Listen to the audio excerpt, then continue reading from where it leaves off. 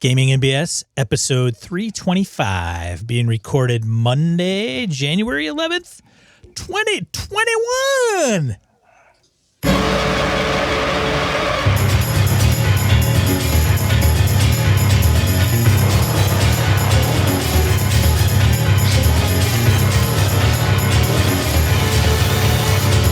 Welcome to Gaming NBS, a tabletop RPG podcast. I'm Sean. And I'm Brett. Welcome to the show, folks. Welcome back, everyone. Glad you're all here. Sean, how the hell are you, brother? Fine, Brett. How are you?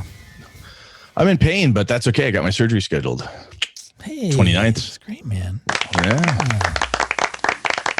That's fantastic. 29th. They'll slab me out, cut me up, and fuse my spine.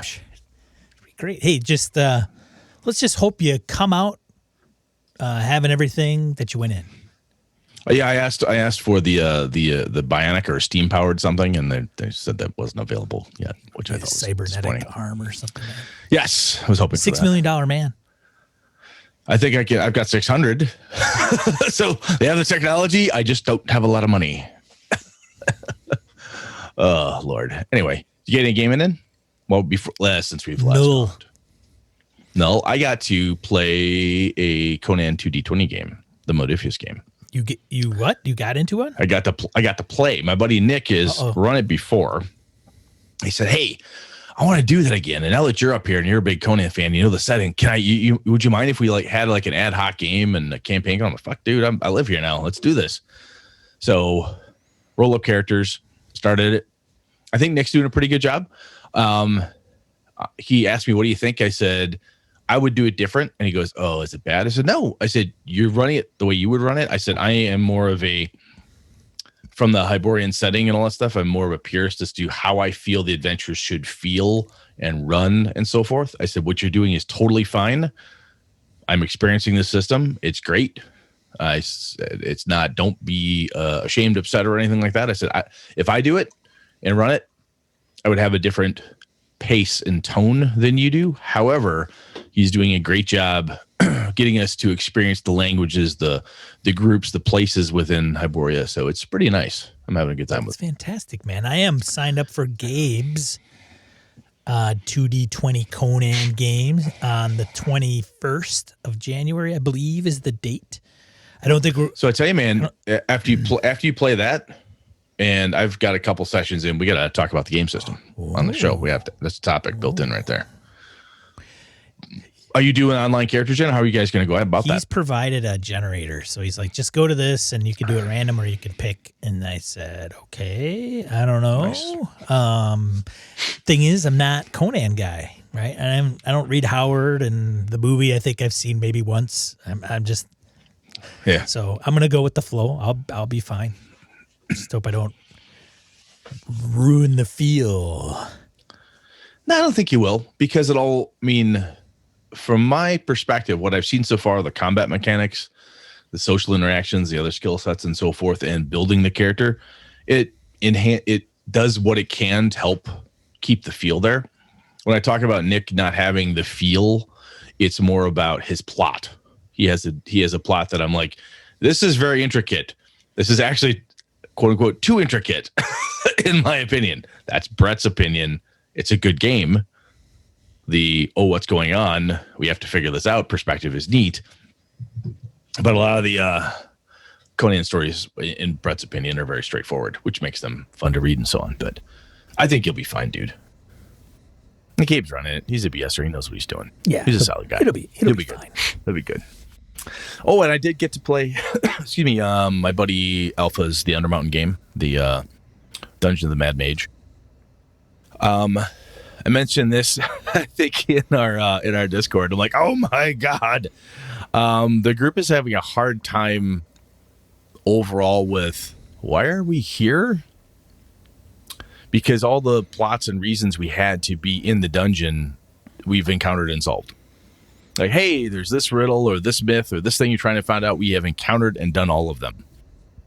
So right now, the biggest thing we have is let's go kill some drow, which is entertaining in a point. The combats are fun. We're having a good time doing that. But the in-between phases, we just seem to be rudderless. We just can't find a groove to go in. And we're trying, all of us are trying to like, well, maybe this is the plot or this is the thing we should do or whatever. Like, can make up our own thing. We are just struggling. And I don't know if it's, Alpha and I have not had a chance. I was hoping this last weekend to have some private time to talk to Alpha about it because I didn't want to say, dude, I'm bored. Because it's a little boring in spots. And I can't tell is it just the way the adventure's rolling or is that how we're reacting to the adventure?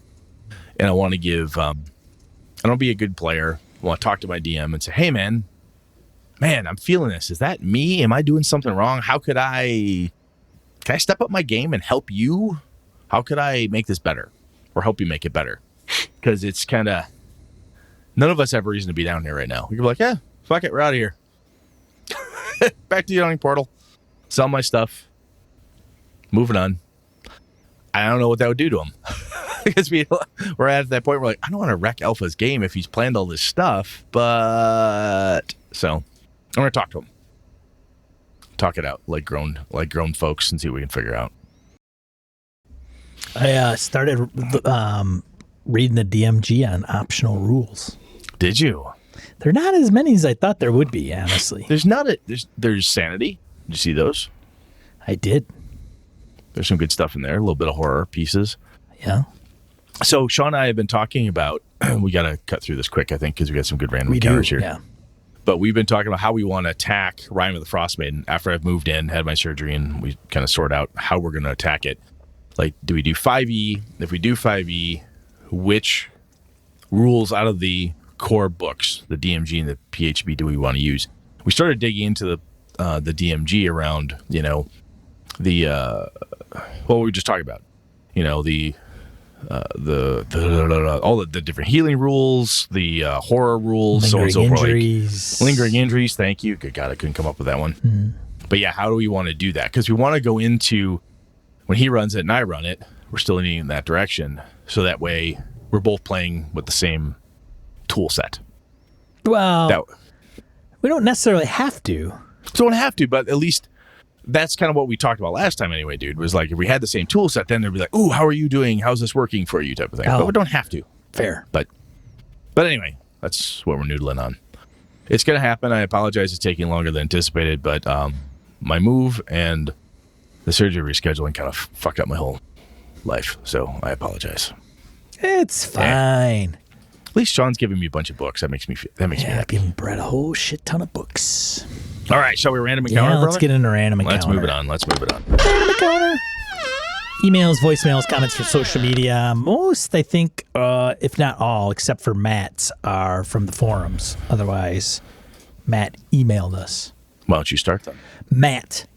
DM Matt. So this is kind of weird because he gives us a screenshot of something. So I don't know if I'm going to be able to read the screenshot accurately. That's okay. Keep going. We'll see what we can figure out. All right. So DM Matt emails us on Brett using different abilities for skill checks. Okay. Hey, Sean and Brett. That's what he says. I was listening to episode 324, Playing to Pretend, and Brett was talking about using different ability scores for skill checks. I knew I had heard something about this before, and I think Jeremy Crawford may have even done a segment on Dragon Talk about it, but here's what my Google Foo turned up anyway. And he has a link, and he says, there is a section in the PHB entitled Variant Skills with Different Abilities. And the two specific examples they give are using Constitution on an athletics check to swim an unusually far distance. And it says similarly, when your half-orc barbarian uses a display of raw strength to intimidate an enemy, your DM might ask for a strength intimidation check. Even though intimidation is normally associated with charisma. Naturally, any ability switching would be subject to the DM approval. The rule is a variant and thus might not be adopted by all DMs.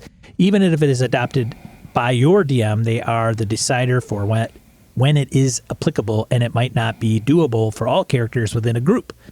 A DM might rule that you can't use another ability unless you're proficient in the check, for example. In fact, the raw only explicitly mentions checks you are proficient in. So in some situations, though, your proficiency might reasonably apply to a different kind of check. In such cases, the DM might ask for a check using an unusual combination of ability and skill, or you might ask your DM if you can apply a proficiency to a different check.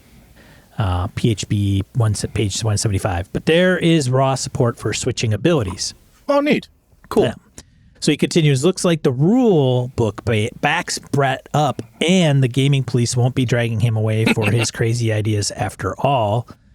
Thanks for the great content and conversation as always. You guys always give me something to think about how to run my next game better than my last. DM Matt. And am I allowed to just refer to myself as that? The other guys leaving their names and messages do. Who is the accrediting body for DMs? I think Sean and I are, and we'll allow it. We'll allow it. It works. You are Carry on. DM Carry on, Matt. Ding, ding. And when we finally get back to cons, I got to do that. I got to bring one of my Albion swords, and I will knight people game masters. Maybe that's a thing we do. We'll officially tell them that they're real game masters.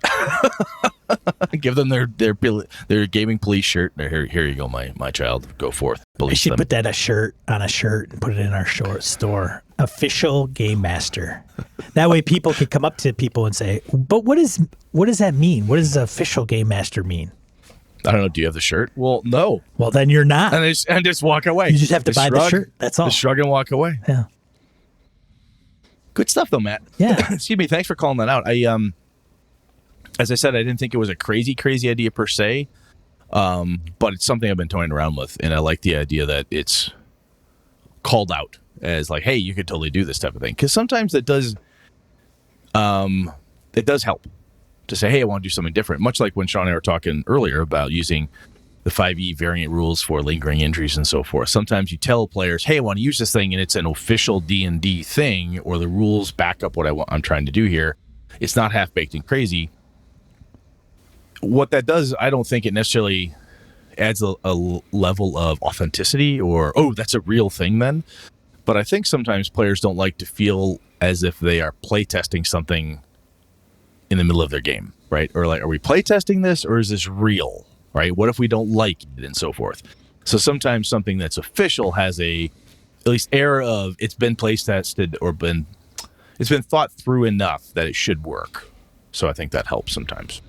Anyway, good stuff, man. You ready, Sean? I'm ready. Let's see. Tom comments on Spot Hidden. This is good because I wasn't here for this one, so I don't feel as bad as when Tom says, in general, this was a frustrating podcast. I kept yelling, no! At my phone. Luckily, I was by myself. If something is needed, they don't need to roll. If they can get additional information, that's interesting. Not anything that's really necessary, but something that might open up a new avenue of investigation. If the roll is to spot something vital, I might have everyone roll to see who notices it. Maybe it implicates that PC's mentor or other party member. Something that can lead to interesting role-playing, or sure, they hear the murmur of voices, but maybe they can't make out the words. What if the speakers aren't in the room with the window open, but over another room over? God, I can't read. I want to address your ranger example because we never used random roll generation or wouldn't make intelligence a dump stat. If the player does that deliberately, then he can't complain about having a sucky ranger. You mentioned Trail of Cthulhu, and you nailed it. You always get what's needed to progress, and if you roll, you might get more. I personally dislike Trail of Cthulhu because I really don't like that kind of resource management. Quote, my detective is great at finding those extra clues, but then he gets tired of finding them, and then he can't anymore, unquote. But basically, yes, as a GM, I make extensive use of perception and skill rolls. I don't mean by requiring a lot of them, but I use them strategically when failure is interesting, or if some players succeeding and some failing could be interesting. It opens up possibilities that aren't really available by just giving them everything. It lets them know that their characters' abilities do matter and can actively impact the story. I'll mention an older game, Core, C-O-R-P-S. I can't remember if that one's actually pronounced Core or Corpse. I can't remember by BTRC. In that game, any modifiers for darkness, fog, taking extra time, rushing, or anything that might make something easier or harder to succeed at are applied to the difficulty. If that final adjusted difficulty is equal to or lower than the character's relevant skill or ability, then they automatically succeed. Only if it's higher do they need to roll. It's a nifty mechanic that I apply in principle to any system. If it's an average lock, the thief is of average ability or better. You won't have to roll to open it, as an example. Interesting. I can tell you, Tom, one of my game group, Lenny would be like, bullshit.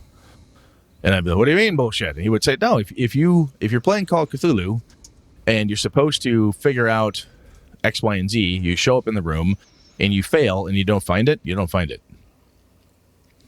And if the world ends because you forgot to find it, whatever it is, that's just the way the cookie crumbles. Forgot, or your dice rolled like shit? Both. Doesn't care. Yeah. You forgot to look, your dice failed you. That's the game. It is apocalyptic level horror, nihilism at the highest level. That, to his mind, emulates the setting and the system and so forth. Again, it tells you that outright. This is what I do. This is how I run. Y'all don't like it. You know where you came in. Again, not to everyone's taste, but I actually understand, and I do appreciate both sides. What do you think, Sean? Well, I mean, I did the topic, so he was yelling at you a lot. He was not in agreement with some of the things I mentioned. I thought I did say though, like I called him out too on the forums. I said, "Hey, man, hold on a second. Hold on, Tom. You say this, and then you say that." And I'm like, "Well, that's fine." Cool though. That's good stuff. Yeah, it was good. It's good. All good. You ready, man? Oh, I'm ready, man. Next one's yours. Go. Old school DM comments on Spot Hidden, talking about D&D. Puts that out there, right? Mm-hmm. When talking about game mechanics such as ability checks, I'd really prefer to hear about good examples instead of constant complaining about bad examples, such as trying checks over and over or critical clues missed because of bad design. Agreed. Agreed. It is very easy to cast stones. It is very easy to cast stones. And say, oh, this sucks because I had 2 bad experiences this one time. That's right. Yeah, it is easy to do. Carry on. Here are some counterpoints to the podcast. Not all wisdom perception checks involve critical information. Let's not assume they always do. Fair point. I like that. I really do. It's okay to have someone miss a distant footfall or not be able to make out the details of conversation through the floor. Yeah. It doesn't have to, every time you're asking someone to roll for perception, this just kind of comes down to some of the die rolling stuff. And it might even be a habit. Like, look, if every time you roll for the dice, it's like, oh my God, win, lose, or draw. Oh, it's always, No, I get what he's going at here. This makes sense. Keep going, man. This is good stuff. D&D encounter design supports up to 3 information states. Pre-check information, default information that you get for free, aka box text. F, failed check information, partial information. And then S, for successful check information, the most detail, PFS. There is distinction between P and F in any case where there is an active check. There may be other circumstances that would reveal F or even S information. For a passive check, the DM will give out either P plus F or P plus F plus S. Therefore, if there is critical information that is required to proceed, it should be presented in group P or F. Anything else is bad encounter design. Example, critical information to learn. There are people in the next room, but they are distracted. P, you think you saw a shadow, this is pre-check. You think you saw a shadow move under the floor crack of the door. More information requires an active check. F, listen. You hear 2 voices, but you can't tell who or what they are talking about, but it isn't sounding friendly. You don't want to push harder as you might be discovered. S, or listen. You recognize the voice of Mistress Mary and an unidentified male, and they seem to be having an emotional spat of some kind. I always think of wisdom perception check success as bonus information, a reward for investing in your character and play at the table with a bit of luck. But you always get something in the attempt, even if that something isn't always good. And that's all before you even start thinking about alternate ideas such as level of success, which just adds more information states and is included in many existing official adventures. So that's a reason, I think, to pick up an occasional official adventure, even if it's not like one of the big, $50, $60 books. Grab some of the other stuff. From 5e, again, we're talking D&D here, which is great that Old School calls out, like, hey, we're talking about D&D here. So, because when you read through that adventure design, you can see, oh, yes, the way they're breaking it down, when you read through that, that's how it's intended to be played. That helps to, at least does for me anyway, when I read that stuff, like, oh, here's another cool way to use the skill set. And frankly, I do that. The PFS, the pre, the failed, the successful, the varying degrees is what I try to do in Avalon as well, because it becomes, it's kind of that gumshoey type of thing, right? Where if you're good at something, you walk in, you will get the thing. If you spend points, you get more thing, right? You get better, cooler stuff based on it. But yeah, I think that's one of those DM tricks that those of us who've been doing it for a long time have developed a way to do it, figure it out. Yeah, we, pull that trick out periodically, when we want to keep things going. Like, oh, you to his example, you see shadows, you hear muffled voices, or you hear clear voices based on the level of success or the level of failure. I think that's something a lot of people do. And a lot of times there is, as he says, it's very easy to throw the rocks and say, it's all pass, fail, blah, blah, blah. You gotta unpack that a little bit more, because it's not just pass, fail. So I like that. Thanks, man. Yeah, thanks, Old School. Very good. Let's see, Rory. Comments on Spot Hidden. First off, Sean, great show. Oh, he wasn't yelling at you. Now let me get on my soapbox. Gonna climb up there. All right. I recall a lot of Old School modules, first and even third edition modules, always had a through line where by default you could always find the information you needed about the villain, and or find your way through the dungeon without any searching, listening, etc. However, if you did search for secret doors or hidden clues, you could find cool extras, perhaps some secret about, some secret info about the villains and how to stop them, or a shortcut through the dungeon, or some extra magic that might help you out. That's how I've always played that sort of thing, and most adventures I own have used that formula. Note, I've only run 5e adventures that were updates to 1e, so your mileage may vary on the other adventure paths out there. I also want to note that none of the examples Sean was reading from covered anything that contradicts what I mentioned above. All the examples from the book are either necessary, sneak, hiding, spotting, and ambush, or quote-unquote special circumstances. Listening through a door, listening outside a window, spotting candlelight under a secret door, all those are situational and may require a check. They are special circumstances. If the conversation is loud enough to be heard, then no roll is required. But if people are talking quietly, then the GM calls for a roll. It seems very straightforward. If the candle under the secret door, come on, of course that's a roll. Secret doors should be a bonus discovery, not the only way to move the plot forward. They should be a reward for exploration. If the module you are running makes it a requirement, that's a failure of the design, not the rule set. Bad guys sneak up on good guys, / good guys sneak up on bad guys. You need a perception mechanic to handle that. 1E had surprise rules, and the hide in shadows move silently rules. Certain monsters and classes were more alert. Duergar and Rangers sprang to mind. Certain monsters were sneakier, elves and bugbears, which I always thought was funny for bugbears to be sneaky. That's a Brett aside. Anyway, back to Rory. Raising or lowering the surprise chance. Even in Brett. Poor Rory, his spell checker always checks my name to Brent. Even in Brett's no skill AD&D game, he's still probably using a check to see if monsters are surprised when his players sneak into the villain's lair. His rogues are going to move silently. Indeed, I do. I blame a lot of this on actual plays and the number of 5e DMs who watch them and read advice from people watching them. Arguably, the largest AP Critical Role is super guilty of this. It seems like every time the players come upon a room, Mercer calls for a perception check before even describing the place. I've seen him struggle when a player rolls a 1 and tries to figure out what to say.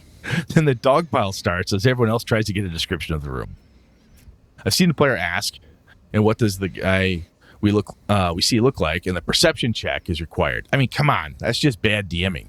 I like his story world, enjoy his players, but man, that guy needs to figure this shit out. What books are on the shelf should not require a search check unless you're being chased by vampires, and your question is, do I see a copy of the Necronomicon on the bookshelf I can grab as we flee the library?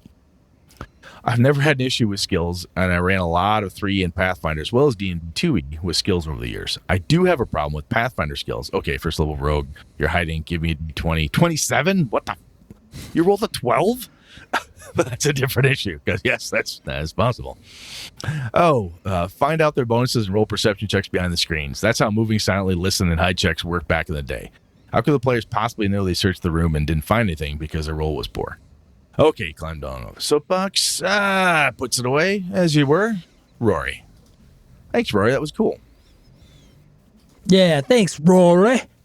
I do. One of the things you call out there, I don't watch Critical Role, so I don't know.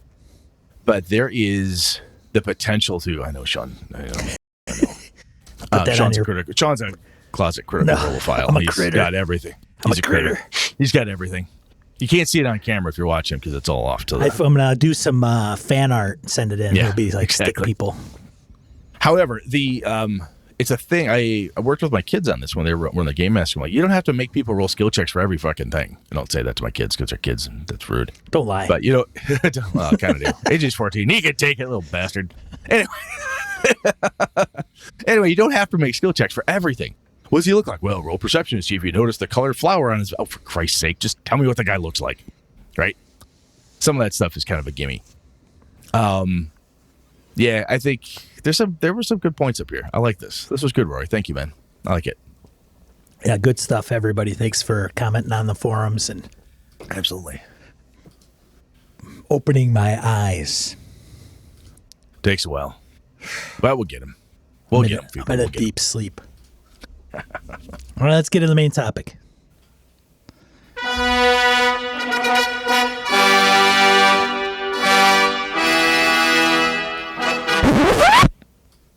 All right, Brett. You ready? That is always the ultimate question. All right. So Bill Arnold on the forums, I had brought up, brought up the fact on here and a couple of places I had bought Symbarium by Free League Press. I'm like, ooh, this looks really cool. One of the things that really grabbed me was the setting. So I went big and I bought a whole bunch of stuff. Like, ooh, cool. I love lore. I love this stuff. I want to learn all this crap. And I started a conversation with Bill and I, and he says, so let me read this here. So I was happy to hear you mention Symbarium in a recent show. Have you had a chance to read it yet? I bought it and have been slowly digesting it. I like a lot of concepts. One of my main problem, is that the class descriptions include info about the world that was intended to go with it. I think I prefer to create my own fantasy setting than to try to merge everything together than to use their system. And I thought about that. I'm like, interesting. My response was, the setting is actually what captured me first, and then the mechanics. The mechanics are all player facing. I want to investigate more into that.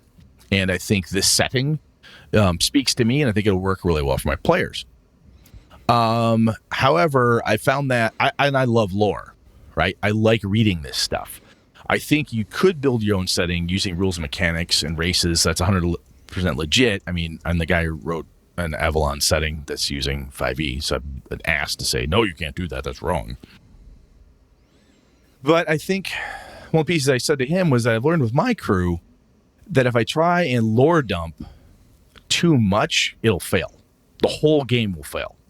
Because I was like, okay, this is the setting, this is this, this is this, this is this. Oh yeah, don't forget that. Oh, and elves are this way, and halflings have a different colored left toe, and it became what? It's too much. And if I give them a big ass handout like, hey, read the player's guide, they're not gonna fucking read it anyway. Too long, didn't read, gone. So they just tuned me out.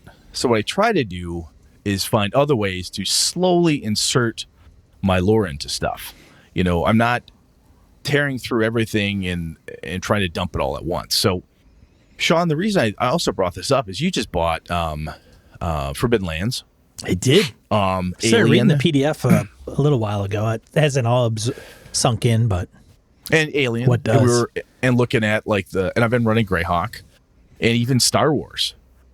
We chatted about that a little bit off the mics, and my buddy Nick, he's running the Conan game, as I said, and I know more about the Conan setting than he does. So he looks at me periodically to add color to help him out with something if he's not quite sure or he needs a hand. So I help him. But when I play Star Wars, I don't know half as much or even a quarter as much as Sean does, way the hell less than Lumrunner. Nick is a Star Wars guy. He knows a shit ton of stuff. It's very easy for me to get lost if they do too much of a lore dump. And I thought about it. My way of doing it, I think, Sean, is very similar to yours in that when I played Star Wars with you, you didn't lore dump heavy. You said, okay, now it's like, here's the Empire, this, so you're familiar with that, good. You didn't get into, well, you do realize, this group and the Mon Calamari really don't like this group, and that's why they're having a blah, blah, blah. We're like, which was really helpful. That's because I thought you saw the movies and I wouldn't have to. I've seen most of the movies. I did. I know. But there's lore way past the movies, as you yeah, know. yeah, like, for sure. Tons of stuff. Tons of stuff. So, Sean, have you ever run into that where if you like, I've got a new setting. We've talked about this a little bit with like getting a campaign out there and so forth. When we're buying a new game and it has all this really kick-ass lore packed into it, right? It's almost like in D&D, if you buy a module, it goes, boom, here you are in this piece of the Forgotten Realms and throws a bunch of stuff. You don't go buy a Forgotten Realms box set like you used to back in the day, right? You get an adventure that's set in a thing. But do you run into that, or does that concern you? Like, hey, I got Forbidden Lands. Oh, this is going to be great. I got all this lore I want to deploy. Do you find yourself sometimes kind of rushing to cram as much out there as you can, or does it not even bother you? You're just too good for that? Yeah, there's a couple things to that answer. One is I'm on the fence as it relates to predetermined campaign settings or hey, I'm going to run an Eberron game. Okay. And if you want to play, here's the Eberron campaign setting, and all the players rush to get it. I think I actually did this. Hey, we're going to explore Eberron. We're going to do Eberron. This was 3.5. Yeah. And all the players went out and got the campaign setting, which is great. Like, hey, wow, that's crazy awesome. Good. Yeah. And because they want to, well, what's this Artificer thing? What's this Dragon Mark thing? And that's fine. I also think that's a drawback of some of the games that I actually want to run, which is, there's a difference between going, I'm going to play in games, right? Conan game. I don't read Howard. I know Hyperborea, from Vaguely. the name. Yeah. From astonishing source of Hyperborea. But I'm not, and I've watched the Conan movie once, and that was probably, God, I don't know. I mean, literally, it's been, at least 30 years, right? Yeah, you can't quote it. You don't know Howard quotes. Yeah, I know Crom, right? I know Crom. Okay, good for you. Yeah. If I said Mitra Ishtar, right, you'd be like, "What's that?" Yeah. But my point is that there is. It depends on what you want to run. Like if I say, "Hey, we're going to run Eberron," and it's a very rural, not rural, urban, right? It's an urban. Like, I'm going to put you guys in Sharn, and there's these politicking factions, and this is how they're all related. Then great. And you give them the book, and they want to read all that crap. Great. Some of them will, like if you premise some of it, and then some people will not read one word. But there's also something to be said about running the campaign where it's, DCC's kind of got that approach. You start in this town, and everything beyond the cornfields or Bree or the river is unknown. Scary, crazy, unknown, big beasties. You just don't go that far because bad shit's going to happen. And so you do, and you're starting to explore, and you kind of get an old map, and then it becomes this kind of wonderment. So I'm not so part of me is like dumping lore. It depends. Now, have you run into it before where you're kind of easing the lore right out there? They learn stuff, and somebody goes, "Oh, that's how elves are? Well, that's not how I made my elf. Well, I didn't know that's how Mandalorians acted. Oh, well, I don't like that." Have you ever bumped into that? I have. So I was just wondering is it just me? Is anybody else had that problem? Sean, have you had this? Yeah, I find it hard to believe that I've never run into something like that, or they're playing it, dare I say, wrong, or they, you get the woody elves and they're like the country bumpkin elves, but they're not playing. They're playing the high elf, right? Yeah. Yeah. Elrond, and they don't smile, and they're Vulcan and the Vulcan elves. Funny similarities. Anyways, so yes, I can't think of a perfect example off the top of my head, but I'm sure I've had it happen a couple times where what I try to do to avoid that, because I've had it happen where somebody's like, "Oh, I want to play a dwarf." Yeah, that's great. Then they find out that dwarves are slavers, or they find out that dwarves were recently imprisoned and that they're just freed, or they're into this thing, or they do that, and they're like, "Oh, well, that's not my dwarf." But when do you give that to them, Brett? What was that? When do you give that to them?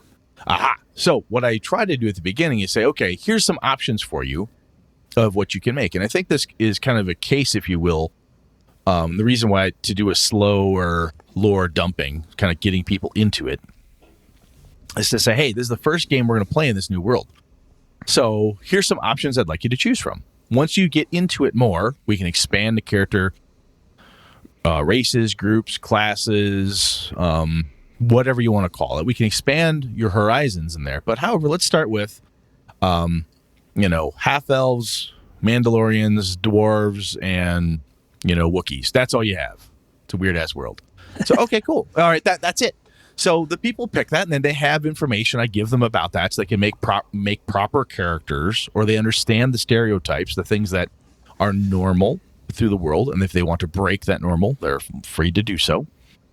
And then as they adventure, they encounter something like, oh my God, there's tieflings. Wow. Fucking A. Oh, I encountered a dragonborn. Wow, that's really cool. Oh, wow, there's, Mon Calamari. Oh, that's cool. What are we going to do? Oh, I'd like to be that next time. I've got them hooked. They have learned something new about this. When this campaign is over, they want to come back and explore another piece of the lore, a piece of the world, by showing it to them, a piece at a time. So it's kind of for me, when I kind of went, here, lore dump, you could be all of this cool shit. And my players go, oh my God, I want to be this thing. And I go, well, just now remember, if you're a troll, that means, they were so excited to play a troll. And then I had to go, hold on there, Dave. Now remember, trolls are all blind, except at Moon during the full feasting and they're like, what? Oh, I didn't know that. Oh, I guess trolls are stupid now. I just shot part of my lore. I made, you know what I'm saying? So if I limit it a little bit for character gen, I keep them within the DCC approach of, this is a small little place. You're here. You're going to start here. This is the lore you have to work with. And then as they adventure out of it, they get more. And then as they really understand, so forth. So when I run an Avalon game for my home group, they've been playing with me in Avalon forever. So they say, I want to make a noble. I want to make a guy from the docks. I want to do this. I want to do this. I want to do this. I want to do this. They know how Brett runs. They know what I do. They don't worry about how's it all going to work together. Does it have to be a small neighborhood? Can I have a big neighborhood? Can I have a whole city quadrant? They don't worry about that shit. We've got it. We know the setting. We just roll with it. We got crazy ideas we want to try. We do that stuff. So for me, when I start, that's a way to do it. So like for Conan, for you or for Gabe, I don't know how Gabe's going to pull it off, but if I had a whole crew of people who had never played before, I'm like, well, let's start in Aquilonia. Here's a great big country. You're over here near the border kingdoms. You're near Nemedia. Whatever it is, I'll put you in a place. And then a rumor comes in. You meet a person from Zingara. A Pict comes in from the wilderness. An Asgardian shows up. You're like, ooh, what's this? What's that about? And you're learning bits and pieces. You may have heard stories, but now you get to experience it. So then again, you're cool on all of this. You love it. And so the next time I want to run another campaign, like, oh, you mentioned dwarves and trolls. I really want to try one of those. Can we do that next time? You're damn right you can. Let me tell you some more about that. And that person's ready to accept it and dig into it. So that's a piece I do when I start. Does that sound reasonable to you, Sean, or do you think I'm crazy? I think it's reasonable. Too much work? I would be, for the record, you'd probably want to cover some of the shit in session 0, right? Like, hey, you want to be a troll? Great. Yeah. Just so you know. And I should say, if you're going to do it in session 0, then, lore is great, but can we just make a unwritten rule that players are never going to read anything? Let's just say that. Like, hey, players aren't going to read anything. And if they do, hey, bonus. If they do, that's a sign. You know what that sign is, Sean? What's that sign? That person's going to be a dungeon master someday. That's the sign. Whoa. That's the first sign. When they want to read all your lore and want to figure out how you did your world building or how the world was built, you have a game master on your hands, people. Whoa. Look out for that one. Nurture them. Nurture them. Because that person's going to take your screen over when you're tired of this shit. Yeah, so give you a break. Yeah, nurture that person. Anyway, carry on. But I think you have to. But if you do session 0, instead of writing out a journal on all the races and the nuances and the politics and the relationships, you actually convey it orally. Like, hey, you're going to be a troll. Great. Just as an FYI, trolls in this setting, blah, blah, blah, blah, blah. You're not going to start out in that area of the country. We're going to have you here, and then you will slowly get to understand some of the more deeper history and why they are like that. But these are the things that you basically know because you're the troll, or some of the things that differ from standard. Are you cool with that? Yeah, that's cool. That's fine. Great. And then they run with the troll. But I think if you just say, hey, great, troll, blah, and you puke it on them on a text or a sheet, they may or may not read it, and then they'll run into that issue. They'll be like, "What? I didn't know." And you're like, "Well, it's right in that sheet." "Oh no, but you didn't tell me." Yeah. So the other thing you said that I really liked there, Sean, was the player has the option then to say, "This is how trolls work. Do you want to be different?" Because that would be fine. Do you want to be the troll who has amnesia? Do you want to be the troll who was abandoned and raised here? Oh, yeah, that sounds cool. I might not know a lot of stuff.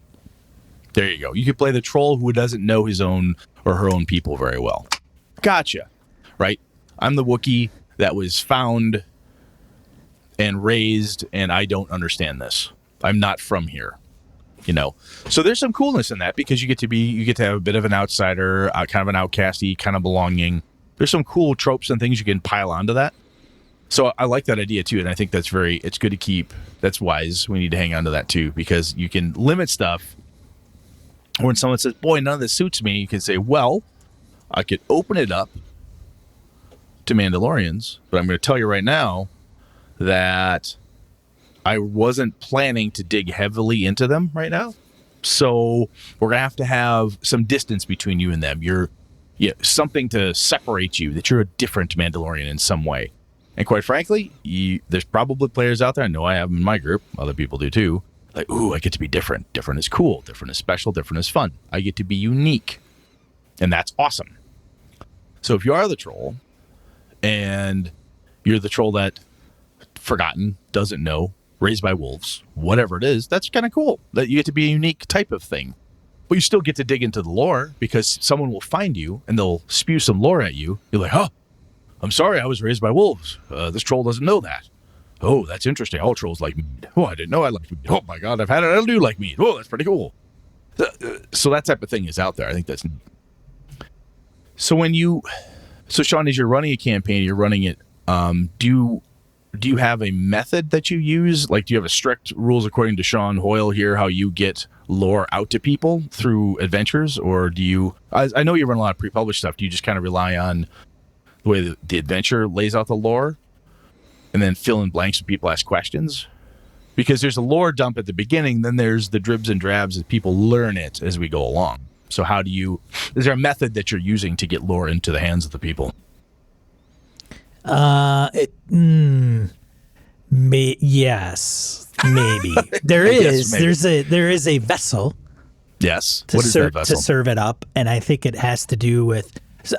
So I think here's one thing I think game masters get hung up on. All right, let's knock on game masters. We knock on players enough. Let's knock on game masters. Well, that's fish in a barrel. Game masters, that's hard. Game masters, those knuckleheads. What they'll do is they'll come down and they'll write a journal of everything, or if it's a homebrew, or they'll really they'll jam on their setting, and especially if they have a homebrew, I think they really dive in, and it's great. Yeah, it's awesome. Guys. They get excited. Hey, it just drives you nuts. And they get all. Yeah, just get in your face with bits, noodles. Yeah. Fantastic. But rather than dump it all or take the first session of a game and go, hey, all right, here's the deal. And you go into this, you play the Bard NPC and you dump all this on the players initially. I don't think a lot of it comes into play right away. And I think some people will say, just run it small, right? Even when you're creating the world. So some people will say, okay, I want to create a campaign world. I want to create my own setting. And a lot of game masters will tell you, don't bite off more than you can chew. Just give them, like, start in the village. What's the village about? What's the surrounding areas? Maybe some points of interest, and leave it at that. Like, the deities, maybe you offer one or two if somebody's a cleric. Mm-hmm. But you don't have to go and write the next 300-page plus campaign setting before you run the first session.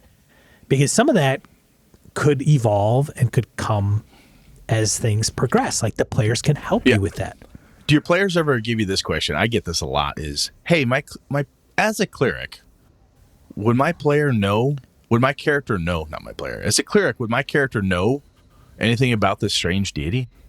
You ever get that type of question? Oh, yeah. And then you say, yes, give me a religion roll. Right. And then you dump some lore on them. Right. Yes.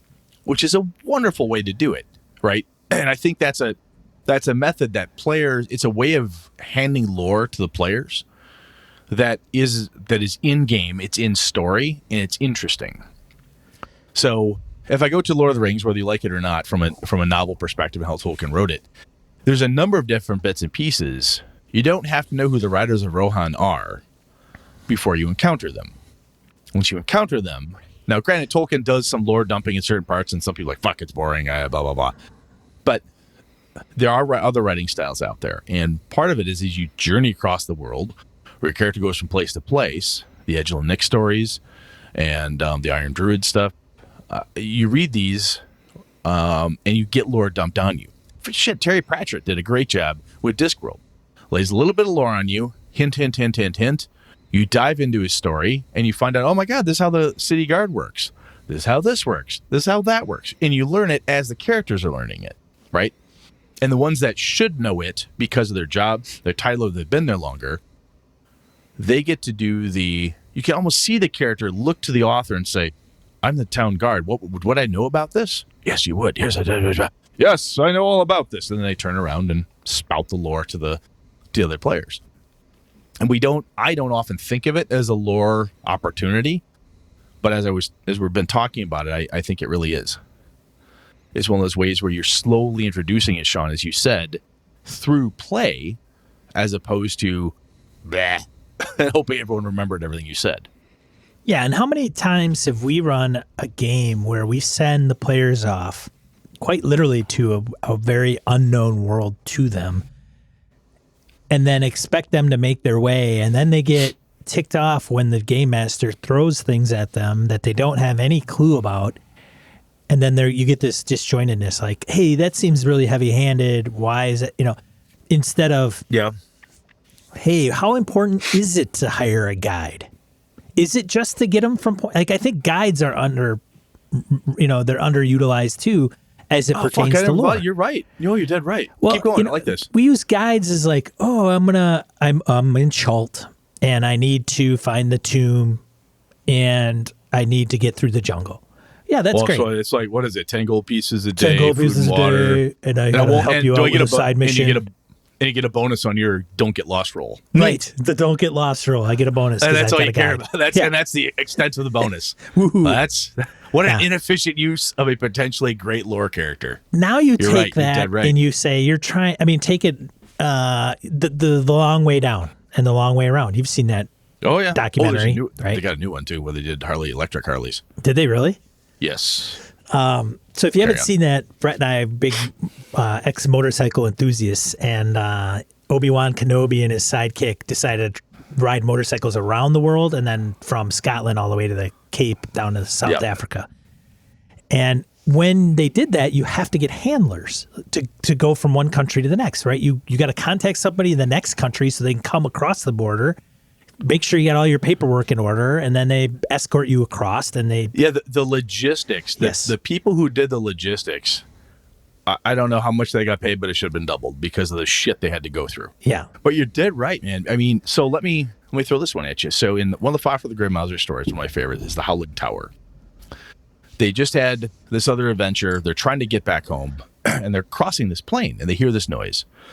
And Fafhrd like, oh, it sounds like wolves. And the Mausers, whatever, they have a guide with them. And the guide had said he'd crossed these plains many times. So they looked to him and go, what are those? And he said, oh, no one's ever killed a wolf that I've ever known. Oh, the tower. Oh, there's this, there's this. And he spouts a bunch of crap at them. Next day, he's gone. So that's weird. But it plays into it. That guide, through that mechanism, Fritz Leiber laid out mystery, dogs, arcane weirdness, and there's a tower somewhere near here. Interesting. Okay, cool. So as that stuff develops through, yeah, okay. That guide's little folklore bit or the kind of knowledge he had, it fucking mattered. I'm glad I paid attention to that, because the Mouser, as he's running to save Fafhrd, spoilers for a 56-year-old story, as he's running to find his now lost friend, he sees the thing. He's, aha, I'm familiar with this. The guide already told me, so it's in the back of his mind. He's ready for this encounter. So you're dead right, Sean. You think about that for hex crawl, right? You're going out somewhere. Oh, I like it. And in space games, too. Space oftentimes can be a big intergalactic hex crawl. Who's been there before? That's cool. That's good, because sometimes you talk to the guides, and it's in a lot of the old D&D ones. Oh, you could go get a guide. You could go talk to a sage. And there's rules for what the sage knows. Those are other people that can spout lore at you. It's a hard assumption in a lot of role-playing games on what the player characters know. And it's sometimes assumed by the players that the game master is going to put them on a particular path, or they're going to choose from 3 different paths. Mm-hmm. And that by doing so, the game master is going to fill in the blanks, which is true, right? That's kind of what we do to some degree. We have to paint the picture. But I also think that we don't leave the player characters as unknowing as they should be. Yes. Every time they travel somewhere, it seems like you just get on the road and you go and everything's going to be fine, and all the monsters are monsters that the player knows, and so it's not unfamiliar. And if you get lost, you're right, it's a survival check, and oh damn, I'm lost, and it's gonna so it's gonna take me 1 day more, 2 days more to get to where we were. No big deal. I mean, so what? What are you gonna do? And yeah, if you're under a time constraint, sure, it plays a role, but knowing the culture, or hey, this is the deal, you're gonna have to interact with this tribe or this clan that's local there, and this is the way the customs work, and if you don't do that, they're not going to let you travel through their country. So good luck making time to where you need to go, where it's going to take you 30 days to circumnavigate that area. But you don't of know land. that if you show up to the to the Wood Elven enclave in the far north, if you don't bring an offering of food and wine, they won't let you through the doors. Yeah, I mean, because you didn't know that that's what hospitality means to them. Well, and how do they? And so then the player character will be like, "Wouldn't I know this? Right? Wouldn't I know this? I've lived in this, area of the world. You think I would know this? Would I know this? Roll." And then the DM says, "Oh, you got a 25? Yes, you have heard." And then, and that's one way to handle it for sure, right? That's not a wrong way. Nope. But that's not as fun though. Sometimes, again, not everybody. It could be a one trick, bam, bam, bam, a single note plucking constantly.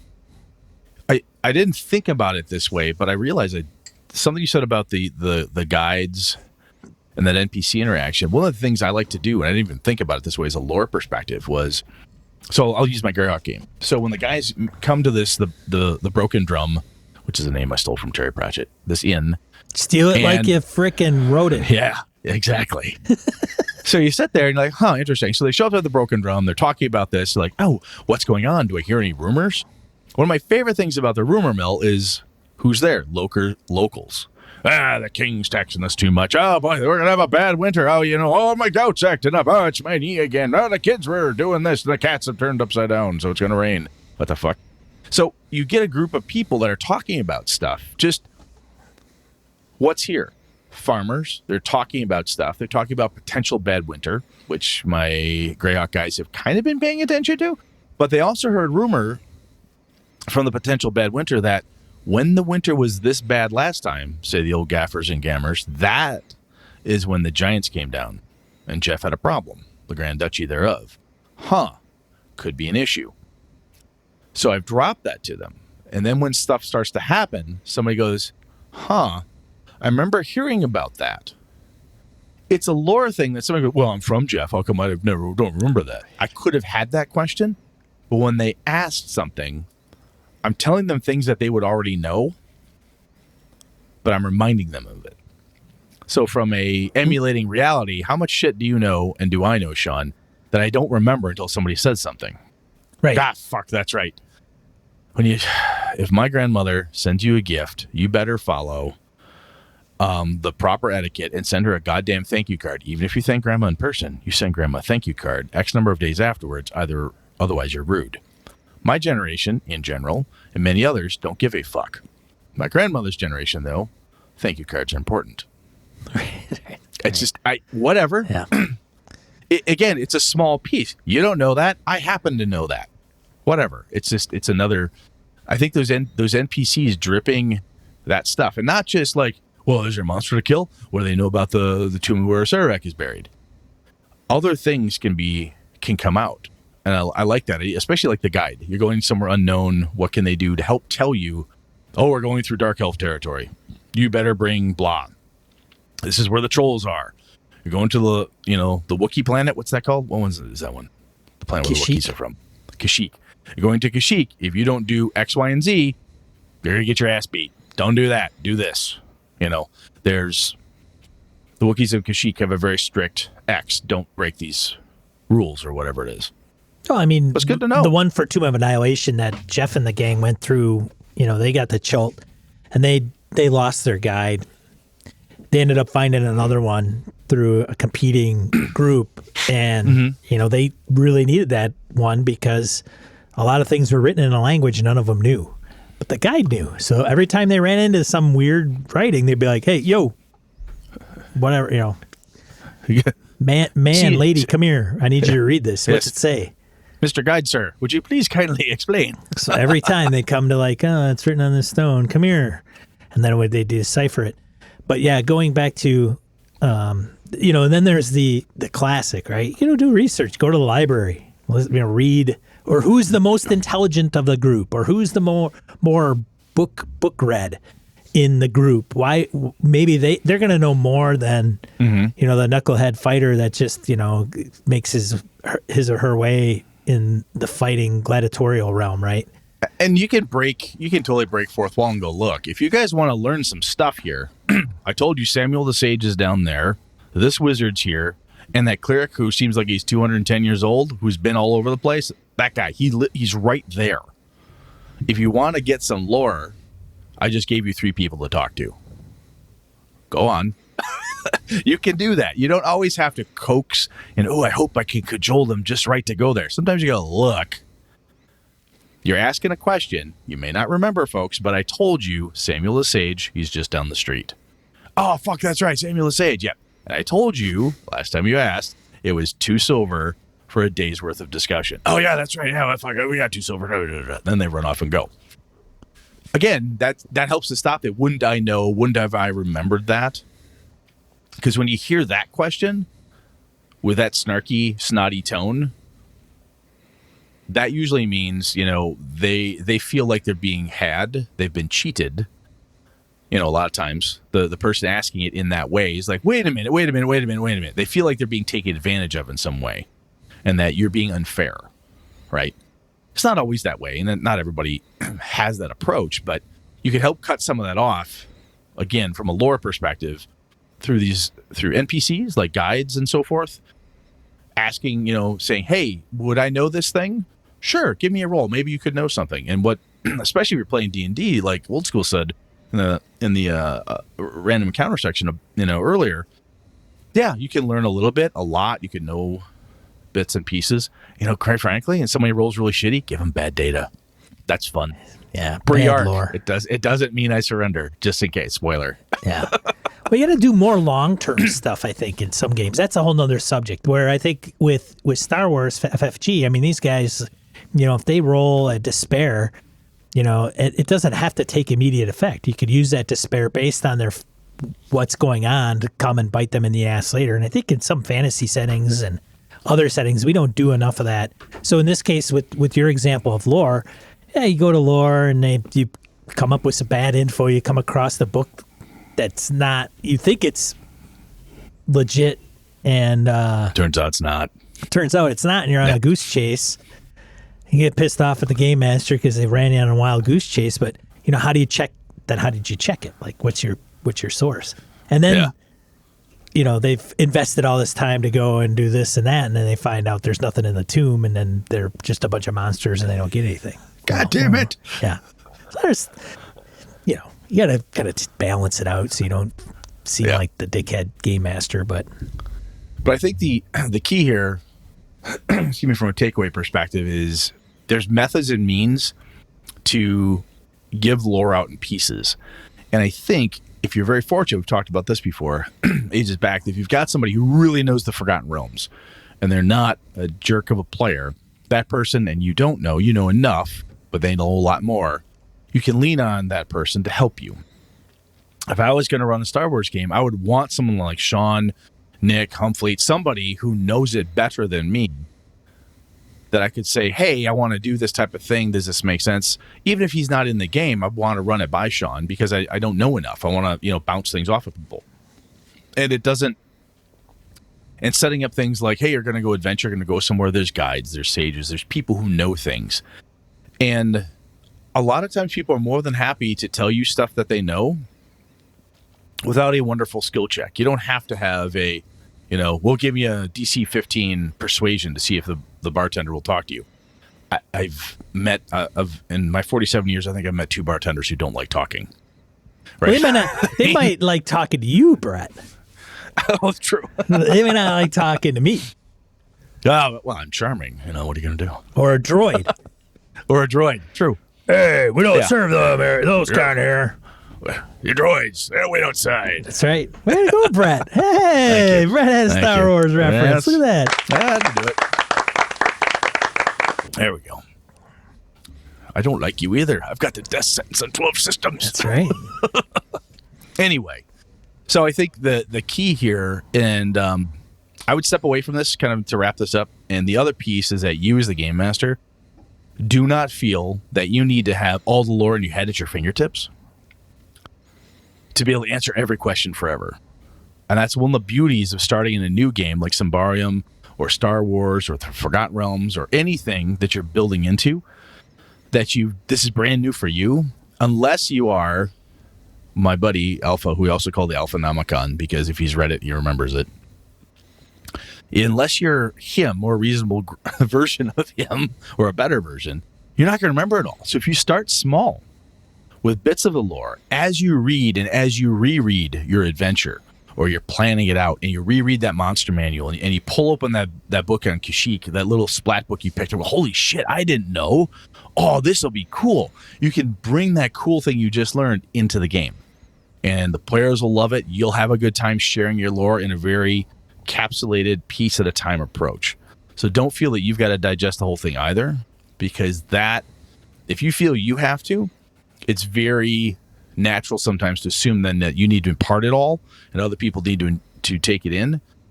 Start yourself slow. You can work the players in at the same speed. So we good, man?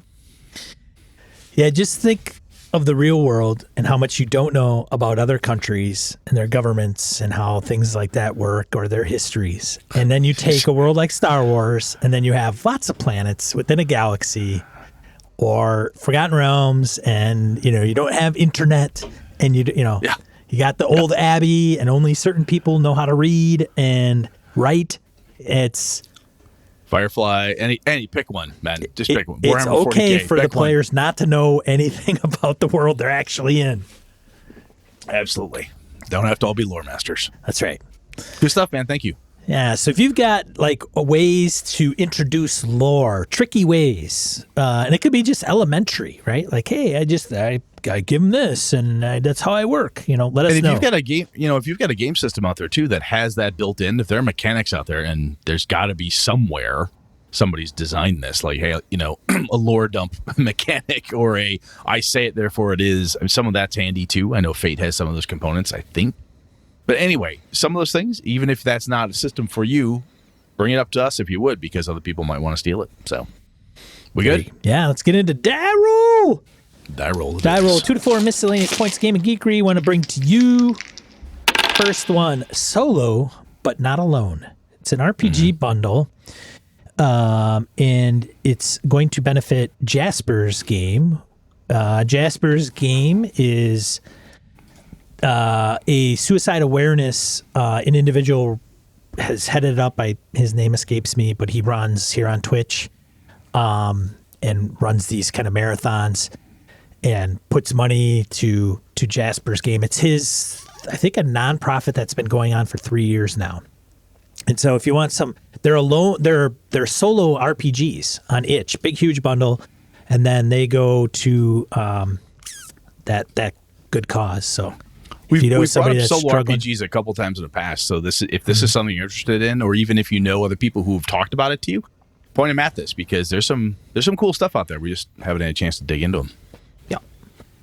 second one, isometric maps from Kyle Latino on Twitter, which I thought were pretty interesting. That you can, I think he's just got them out there for free for people to just download. That they're kind of cool.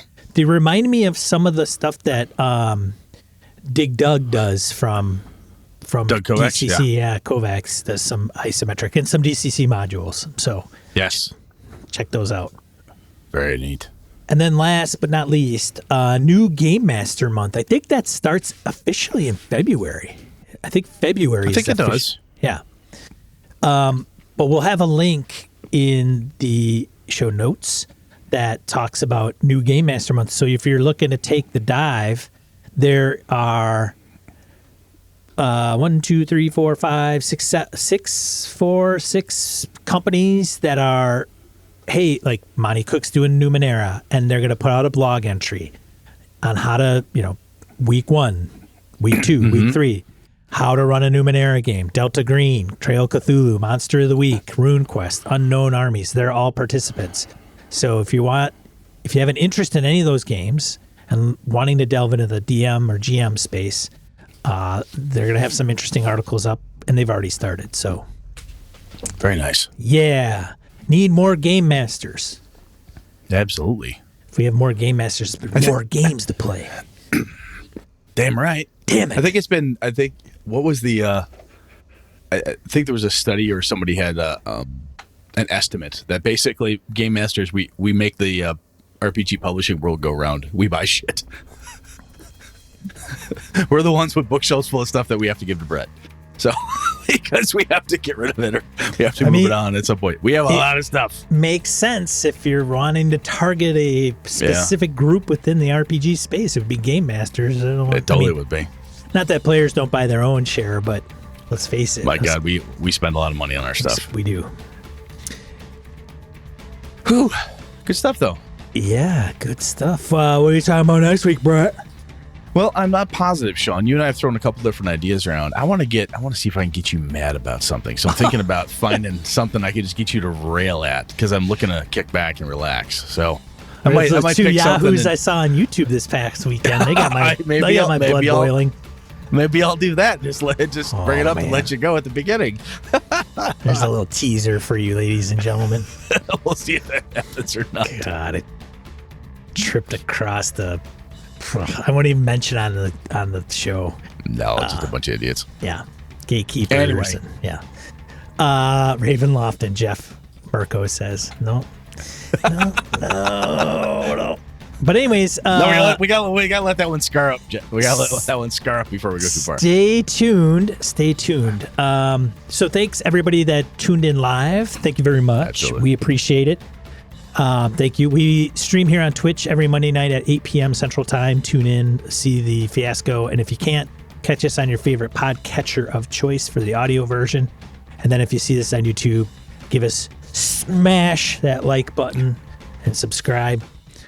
Wish me luck. I'm moving, so next time you shouldn't see boxes. It should be in my new office. So every week since Brett has been in his temporary housing, He's got these massive book boxes behind him, and everybody's Yeah. like, "Oh, is U-Haul the sponsor this week? Hey, Brett, nice background. Is that a green screen?" You know, there's Somebody threw out that I should put teeth on one so it looks like a mimic. I didn't have time to do it today. a mimic. Yeah, that'd be awesome. Jumping behind me. So, yeah, thank you very much. Yeah, what's in the box again? That What's in comes the back. box? What's in the box? Oh, Avalon callback. I like that. Very good. Yeah, I like that. Otherwise, have a good evening. For Gaming and BS, I'm Sean. And I'm Brett. Good night and good game and all. This has been a Litterbox Studio production.